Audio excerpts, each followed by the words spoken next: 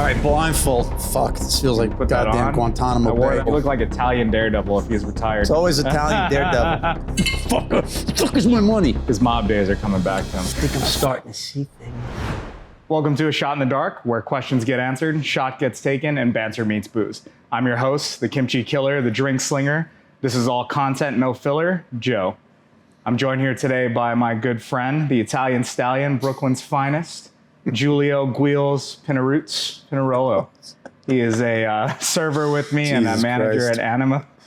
Wow, that's a lot of aliases. and guest number one for A Shot in the Dark. Oh my God.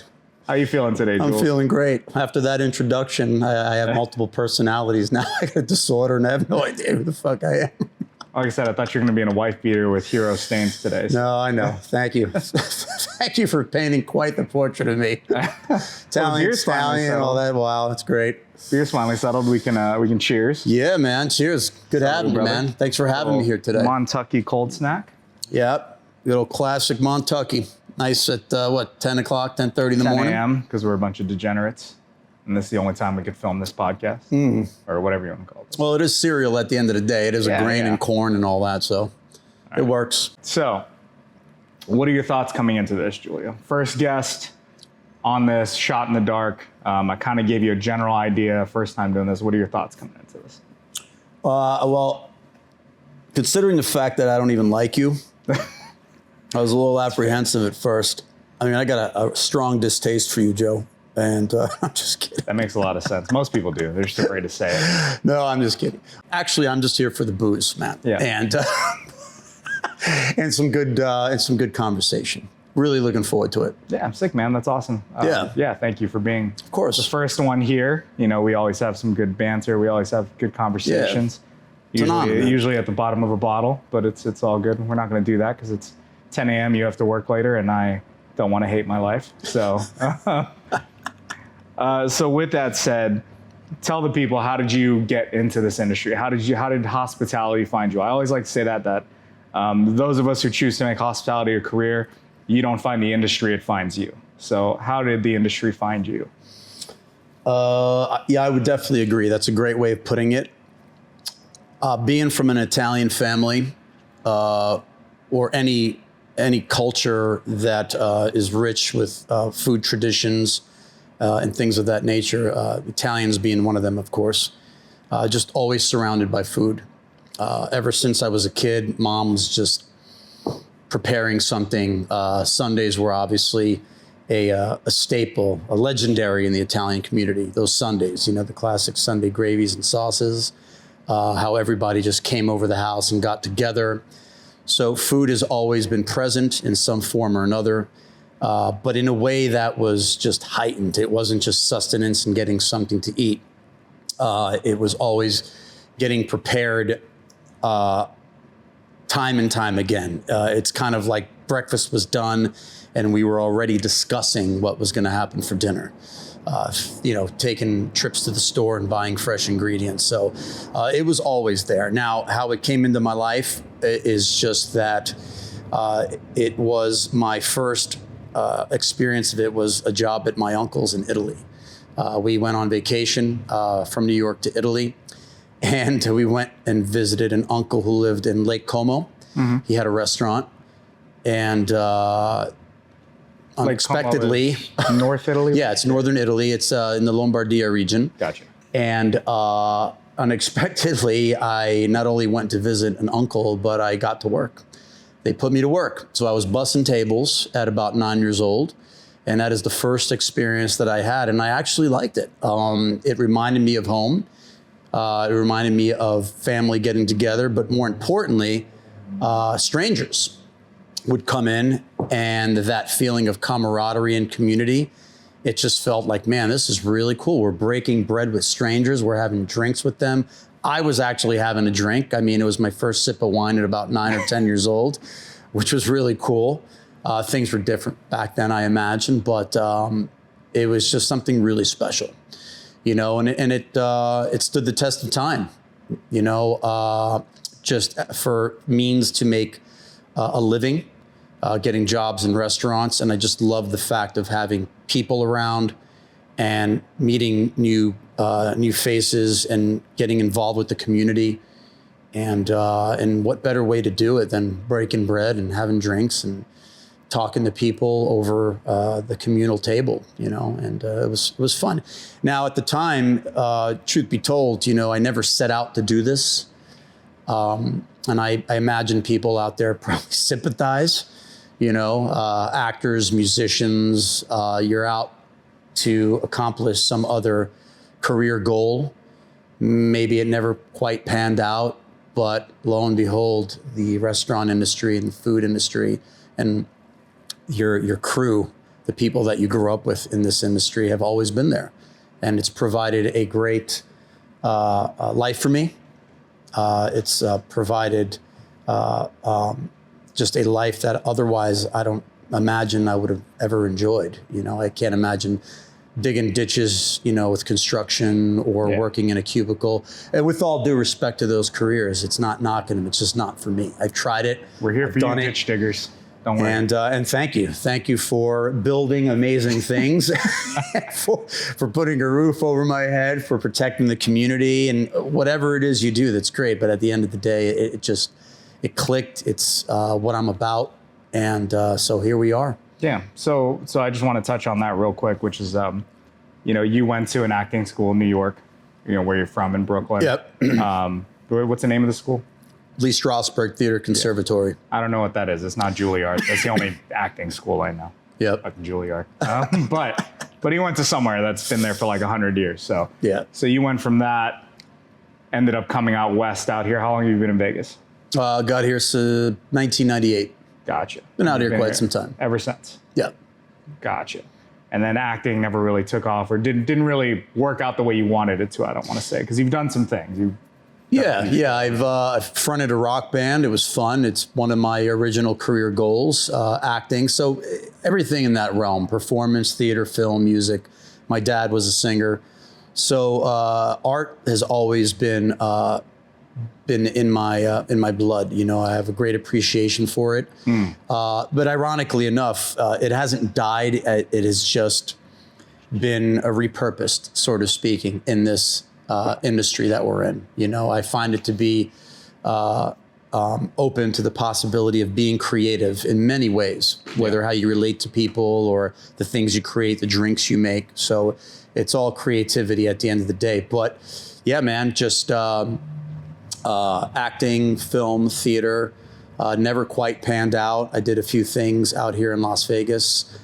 It was more along the lines of the type of things that I like, and it was a lot of street theater, a lot of avant-garde stuff. We would put on performances in the back of a loading dock of the old Buffalo Exchange, which actually got written up in City Life, which was kind of cool. But yeah, man, we used headlights. There was a hobo on stage, an actual bum. People were pissing in corners. We threw out flyers at UNLV. I do that normally. It was famous. It was the day of performance, and people just showed up, man. And it was one of the greatest experiences ever. It was dangerous. It was alive. It felt good, which is why I suppose I really like this industry. No, for sure. For sure. I got into the industry because, growing up, my mom had a restaurant, so I was always kind of there. My mom's cooked her entire life. I'm a first generation Korean.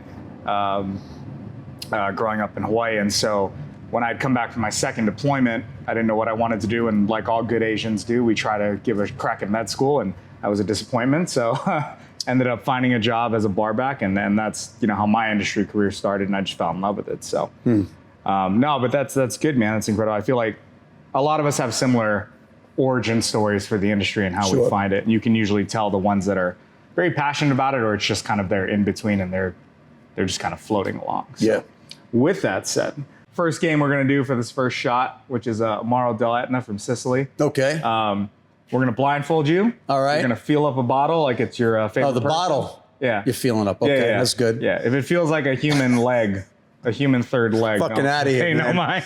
Fuck that. If it feels squishy, I'm sorry. And then you're going to guess what that bottle is. If you get it right, I take the shot. If you get it wrong, you take the shot. So can I get a blindfold, I imagine please? I'm going to be wasted, man. All right, blindfold. Fuck, this feels like put that goddamn on. Guantanamo Bay. I wore that last night with my friend. Fuck. We were I'm going to get fucking waterboarded here, man. This is nice. I told you this administration. Oh, it smells like mint. This is a good look. I feel like the fucking the guy from Rorschach from You fucking look like a villain. Daredevil. Daredevil. You look like Italian Daredevil if he's retired. It's always Italian Daredevil. All right, That's hilarious. So put your hand out. I'm gonna put my hand out. Right there. All right. All right, fill up that bottle like it owes you money. Fuck is my money. His mob days are coming back to him. Flashbacks. All right. All right. It's got some engraving on it. All right. When you think you have a guess, just throw it out there. Shit. Man, this is rough. Are we in the Amaro family? It's not explicitly an Amaro, Okay. but it's in that realm. All right. It is foreign. Okay. If he gets it wrong, If I get it wrong, he has to take the shot. I got to take a Amaro shot. del Etna. If he gets it right, I got to take the shot. And it's 10 a.m. and I really don't want to do that. See, I do. I'm going to fuck it up on purpose so I can just forget this ever happened. I mean, we could both do the shot. I tell you what, if you get it wrong, we'll both do the shot. If we get it right, we'll both do the shot. Man, all right. I'm going to go with shit, I don't know. This right here, man, I don't recall any Amaro bottles that I know of having massive, nice engraving.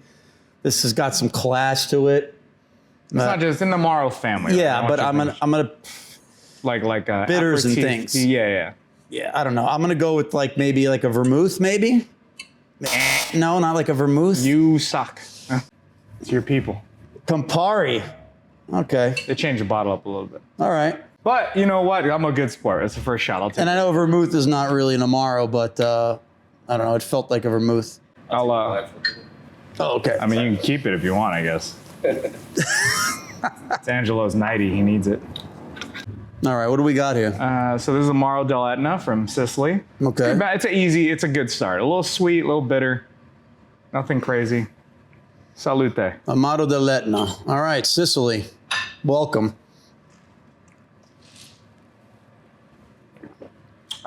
Tastes like 10 a.m. Oh, Jesus.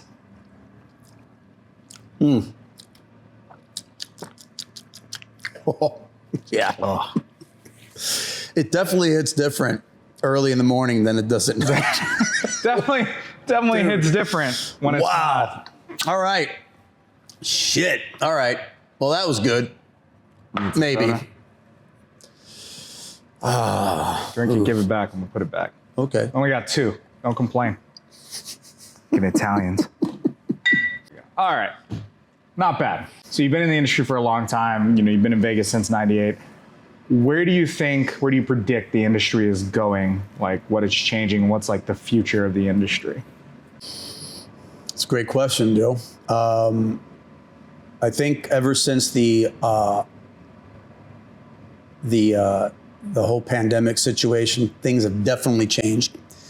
And I think for the better, man. I think there's been a huge paradigm shift in the way people want to be together or how they interact. This industry, meaning food, restaurants, bars, things of that nature, I don't think they're going anywhere.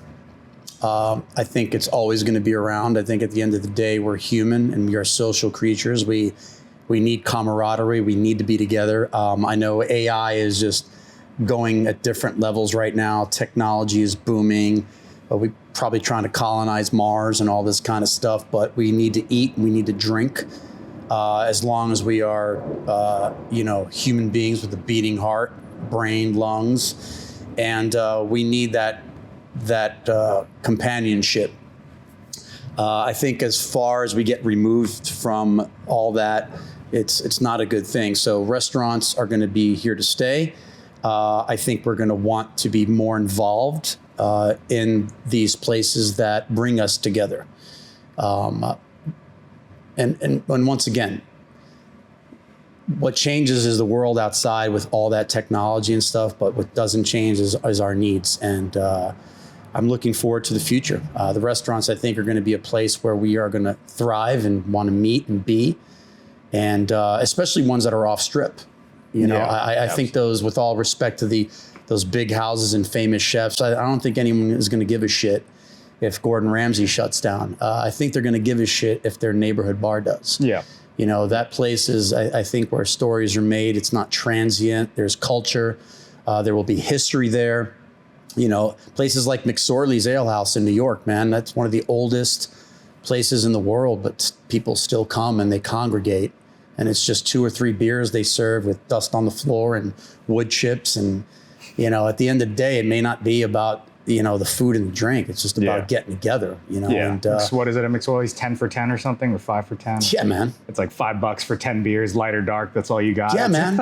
But it's interesting, like, you know, that idea of that is also like, I think that we're trending in a direction of like super expensive restaurants are kind of dying. I feel like that 3 Michelin, $500, like less and less people have the money to even spend there. Yep. But I think middle restaurants, really, I think what we're going to start to see is like you kind of either shift in that you're very affordable and on that cheaper end, or you're very expensive. I feel like the middle ground restaurants are the ones who are going to start to kind of suffer a little bit, right? Because people are either like, I need to be cheap or I'm going to ball out. There's no kind of middle ground. And that's my kind of worry with the future. But I do agree with you on the whole, we crave, like, I think after COVID and once things start to mellow out the economy, we're going to definitely, like, people want to be in these meeting spaces. They want to socialize. That's why I think bartenders and servers will never be replaced by AI, because you don't get that human interaction. But speaking of like pricing, and we're talking about that, the next game we're going to play is I'm going to give you a couple different sets of drinks or items. You have to decide what's more expensive. And if you get 2 out of 3, we're going to do 3. If you get 2 out of 3 right, I take the shot. If you get 2 out of 3 wrong, you're going to take the shot. Okay. Cool. So what costs more? A $7.50 bottle of Fernet or 1 liter of Tito's? Shit. Liter of Tito's. I'm going to go with Fernet, man. You are correct, Yeah. sir. I'm going with disgusting Fernet. Juice costs more than a liter of Tito's. Yeah, I mean, vodka is just, yeah, it's that, it's the low octane at the gas pump, man. It's just, What costs more? A 750 milliliter bottle of Malort or a 24 pack of 12-ounce White Claws? I'm going to go with the White Claws. Oh my God, this guy's a fucking psychic. I'm going with White Claws What's an because Italian people psychic? fucking hate Malort. I don't mind it. You got 2 or 3 right. I'm gonna ask you the last one anyway. So, All right. What costs more? A 200 ml bottle of Angostura or a standard bottle of Luxardo cherries? Angostura or a standard bottle of I'm going to go strict on usage, man. Well, or maybe rarity. I'm going to go with the Luxardo cherries. This guy's fucking 3 for 3, ladies and gentlemen, and I have to take a shot of Browley. Yeah, I'm going to go with Luxardo cherries. It's a rarity. People hardly use it, so there's you know, supply and demand. That's what I was looking for. God damn it, fucking supply and demand. All right.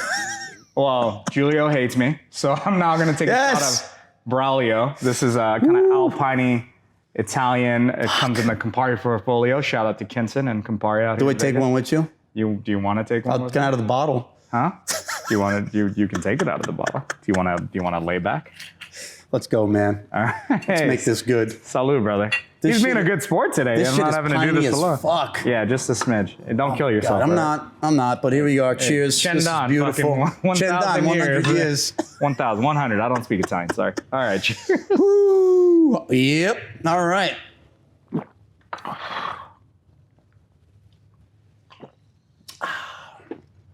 Yep. That actually is sweeter than I remember, Sure is. but still very fucking piney. Yeah.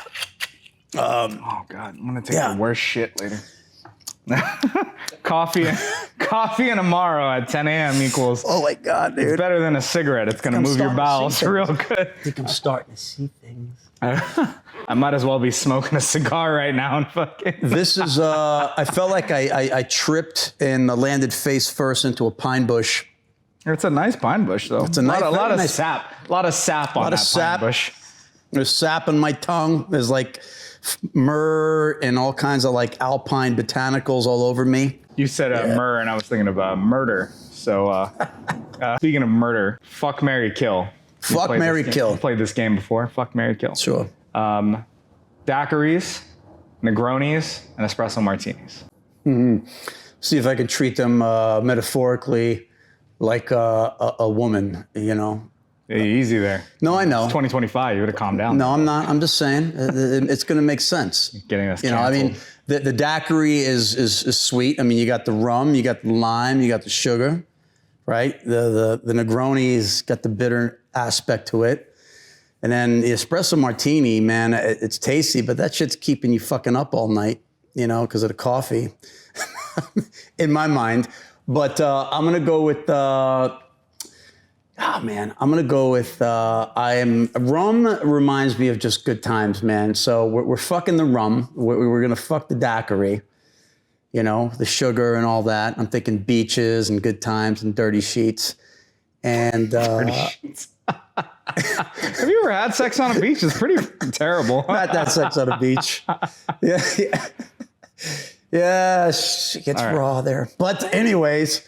The Negroni, a little bit more sophisticated. I'm going to marry the Negroni. Italian. And I don't need sophistication, but you know, it's a little bit of everything. Sweet, bitter. Italian marrying an Italian. Shocker. All right. Yeah, the shocker. Sorry, everybody. I just like a good Negroni. So you're killing the espresso martini. I'm killing the espresso martini, man. I love you, man. I love coffee, but hot in the morning. You know, I don't need it chilled and foamed. I'm good. See, for me, I'm almost exactly the same. With slight variation. I would kill the espresso martini because it's fine. Carajillos are better anyway. Okay. So you're marrying the daiquiri. I'd marry the daiquiri because that's my good time gal right there. Like any time of the day, morning, noon, or night. That's a good time. But you know, fucking a Negroni. It's just I hate myself a little bit, so it's fine. You know, a little bitter, a little sweet, a little. That's a good point. You know, I hate myself, so I'm gonna fuck the Negroni. It's like you drink one and you're just like, why? Why do I do this? Shout out Francesco LaFrancone because he loves Negronis, and I do too. I genuinely do, but. Maybe it's in the DNA. Maybe by default I'll just say Negroni. That's terrible. Doesn't even matter. I really need to fucking assess my life. Dude. I could put a 50-year-old serious goddamn 50-year-old questions. Scotch there, and you'd be like, "Yeah, the Negroni," and I'd be like, "Well, yeah, of course you would." Cool, man. That's good. So, thinking about murder and fucking killing too, because we're talking about that. You know, nothing fucking grinds my gears more than when I go into a bar and there's like sticky countertops. Sticky countertops. Yeah, you know, you sit at a bar and you put your arms up. And you're like, what the fuck? I know exactly. And it doesn't matter what. If it could be a nice restaurant, could be a dive bar. Even if it's a dirty dive bar, I don't want my shit sticking to your edge. That's a big red flag for me. What is your biggest red flag in a bar restaurant? You walk in there, you're like, never coming back here again. Mm-hmm. Can I give you two? Sure. All right. Since you're opinionated. So one has to do with the restaurant in general, like the actual whole entity of that place, and the other one is specifically to the bar. So, red flag, the minute you walk in, the welcome, the hostess, even the phone call to make a reservation, let's say. When that is just unwelcoming, that is your first point of contact with a restaurant. When you walk through that door, man, and the hostess or the host is just, you can tell that they are welcoming and genuine. You feel that warmth, man. It feels good, man. Even the phone call. You know, you can feel a mood through a phone. Yeah. Like they care. You know what I mean? Because you don't know what your guest has just experienced before they broke the threshold of that door or picked up the phone. It could be a shitty day. They could have lost a loved one. Who knows what is going on in their world? The absolute moment you break that threshold, when you walk in, you want to feel different. You want to forget your life for a moment. You want relief. You want to feel good. And it is our responsibility as a place of hospitality to provide that comfort and make people, for a moment in time, just feel good. Yeah. You know, and the other one is getting back to cocktails at the bar. Simple drinks you can really fuck up. I'm sure you can agree. It's a good gauge for a good bartender. A daiquiri, for example.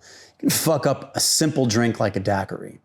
You know, 3 ingredient cocktails, 4, whatever, even 2. My God, if you fuck up a 2 ingredient cocktail, you've got no business, which has happened to me. So much soda water in a vodka soda, you know, you sit there watching the person just fucking gunning that soda, man, like talking to people and not even cognizant of what's going on. Waterboarding it like a terrorist in Iraq. Yeah, man, that's terrible. But the old fashioned, let's take an old fashioned, you know, watching someone muddle one, and I don't know where it is. It's called the Wisconsin old fashioned. It's fine. But muddling the shit out of cherries and oranges at the bottom of it, man, it's just, you look at that, you're like, okay, it already sets a standard for the place, the beverage director, and the whole place as a whole. You know what I mean? It just, you look at that, you're like, fuck. And then more importantly, pebble ice. Old fashioned with pebble ice. Hey, some people like their old fashions a little leaner. You know, it's real lean, man. You know, it's a lean old fashioned. Really lean, man. And you know, it's just like just watered down. And yeah, you should consume a cocktail within a certain time. But by the end of the day, dilution's a big part of it. You got to take water into consideration. And when they don't take the simple ingredient as water into consideration, which is a really important fucking ingredient. You fucked. So those are some red flags, man. No, for sure. So we're kind of on the same page as you can kind of, as the people at home can kind of see. We're on the same page about a lot of things, especially drinks. So our next game to determine the last shot, which I really hope you fuck up because I don't want to drink a Ferrari. I do. I'm gonna fuck up on purpose. Is you're gonna pull a cocktail out of a bowl on a piece of paper, and on a board, I'm going to write down, on a scale of 1 to 5, how I feel about that cocktail. 5 being like, this is a rock star cocktail, it's balanced, it's delicious. 1 being like, fuck that cocktail, it's terrible. Fuck that cocktail. So you have to get it dead on. There's no over under. Okay. Dead on. So please pull the cocktail, call it out. Is there any beer left? There's no beer left. There's soda water left. I'm feeling it right now. I ain't gonna lie. I'm a little tipsy. Might have to have breakfast. Don't you have a massage after this? At 1 o'clock, yeah. Oh, you're gonna be feeling real good. I'm gonna feel like shit. Happy ending included or what? Huh? Only if you're there, Q. Happy ending massage parlor. You very loose. Oh, Jesus. Very loose was my nickname in high school. All right, pull the cocktail. Let's go. Okay. Alea, let's go. All right, so I'm gonna read this thing, huh? Yeah. Sazerac.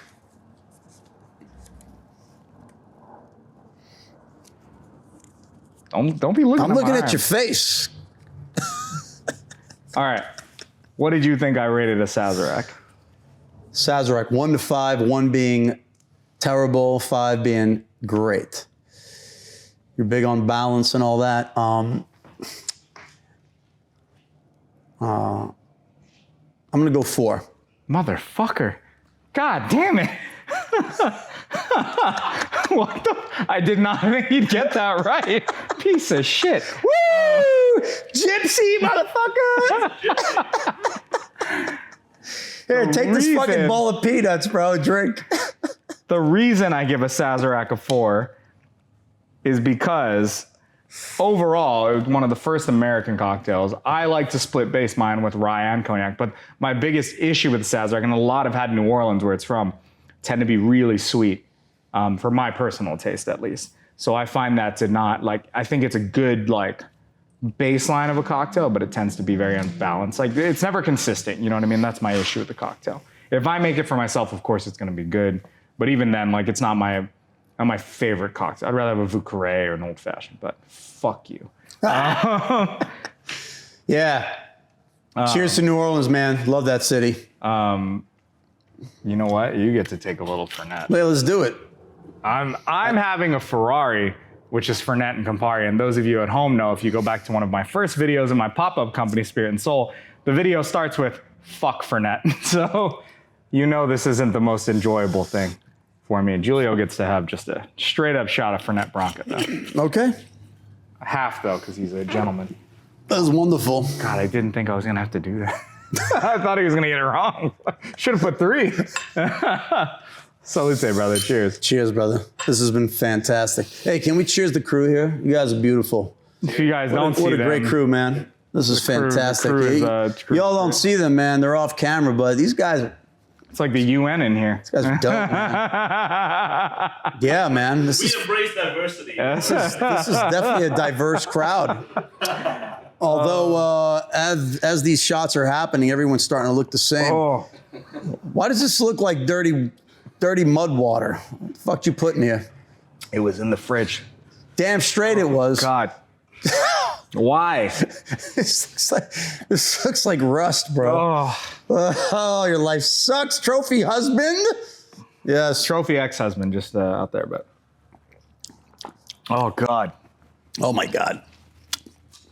Why? Why did I? You wanted this, brother. Next time I'm rigging this so that they lose for sure. I was like, next time we're doing it out of 10.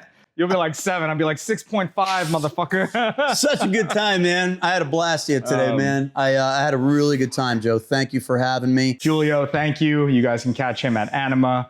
You guys can catch him on Instagram. What's your Instagram? Yep, it's just Giulio. Giulio spelled with a G. Giulio. Yeah. I don't delve into the world of massive followers. It's all good. I'm not on it a lot, but I'm on it. And if you're interested in humble old me, there I am. Don't spell right. G for Giulio. Giulio. There I am. Thanks again, Giulio. My name is Joe. This has been A Shot in the Dark. We will see you next time for riveting questions, the answers to life, many mysteries, and more importantly, shots. Cheers, guys. Much love, everybody. See you next time.